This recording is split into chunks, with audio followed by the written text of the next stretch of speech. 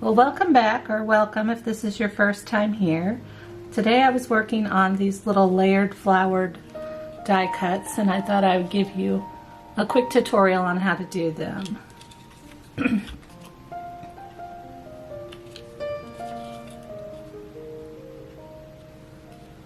So we're going to start off by using an old book here, and I just happen to have one of the Little House on the Prairie books, and this is one I've been using for a long time, and I'm down to just a few pages left in it, but I like how it's got the antique look here going on to it. So I'm going to start out by using a 2-inch die cut here and move these out of the way. And I went ahead and cut one from the book already, so I had a sheet torn out. And then I've got some craft cardstock here, so I'm just going to punch one out from here.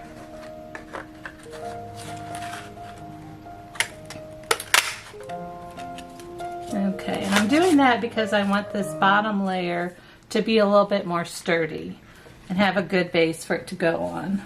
So I'm going to pull out a glue sheet and my Elmer's glue. I'm just going to glue these together to start out. These go really quick and can pretty much be made, you know, on a more massive bulk scale if you want to. Just gonna line those up.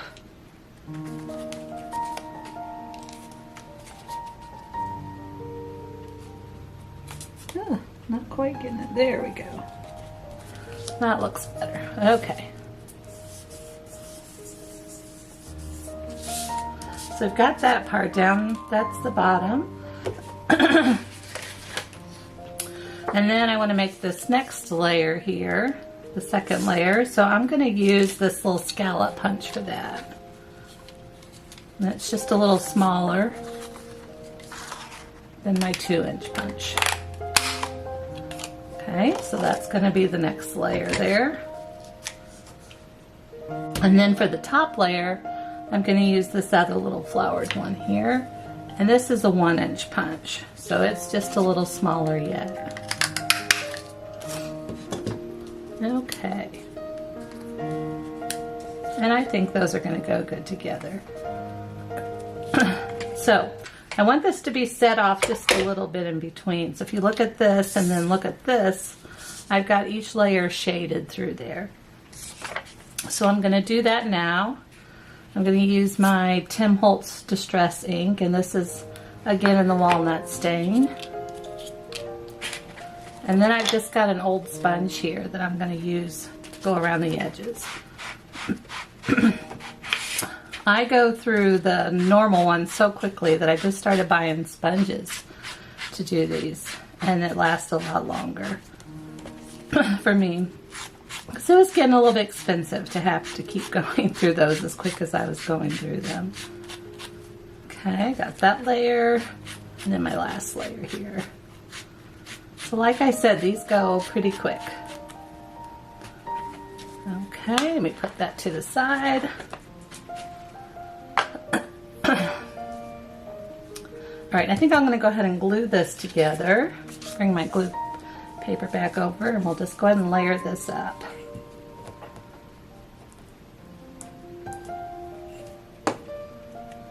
We'll put that right in the center. And when I was picking which part of the paper that I wanted to punch out, let me show you on these. I tried to pick one where when it's done you're going to be able to see the words a lot on the edge. So like if I would have came in here and, let's see, maybe punched a hole right through here. With my 2-inch punch, there'd be a lot of blank space, if you know what I'm saying there. So, like through here, a lot of blank space. So I like when the words really come on out to the edge. I mean, I guess it's not that big of a deal, but I just kind of prefer it that way. So, let's glue this next layer on.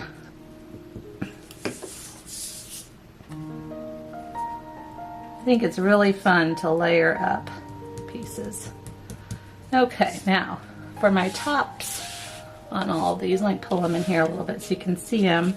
I've got all these little buttons.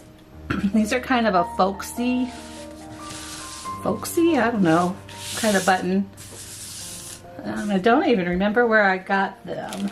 It came in a big button package, and these are some of the smaller size. Let me pull this in, so if you want to, maybe you can take a snap, you know, a still shot of that and Google it with their picture image thing, but I've had them for quite a while. So let's see, I'm gonna find a color. Here's my one I was using. Let me find a color here that I kind of like in the middle.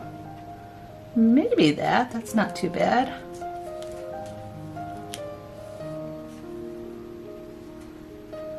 I should zoom you in a little bit here. Might be a little easier to see. There we go. I think I like that one better, or here's another one.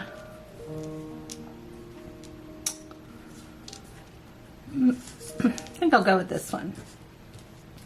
Now for this, I'm just going to use this Tombow Mono, the aqua liquid glue. It seems to really hold well. I'm just going to put a little dot right in the middle.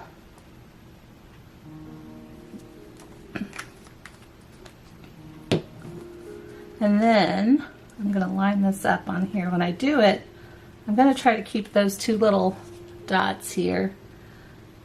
I'm kind of going horizontal with the words. And I guess it doesn't really matter. A little more aesthetic pleasing looking to me. I don't know.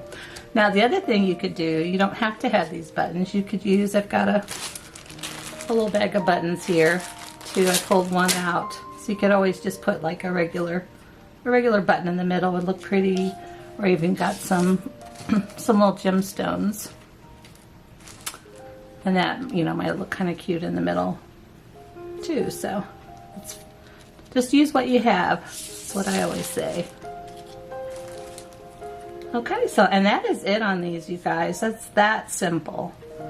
So, if you have any little scrap pieces laying around, and you have an old book, you can turn them into some pretty flowers.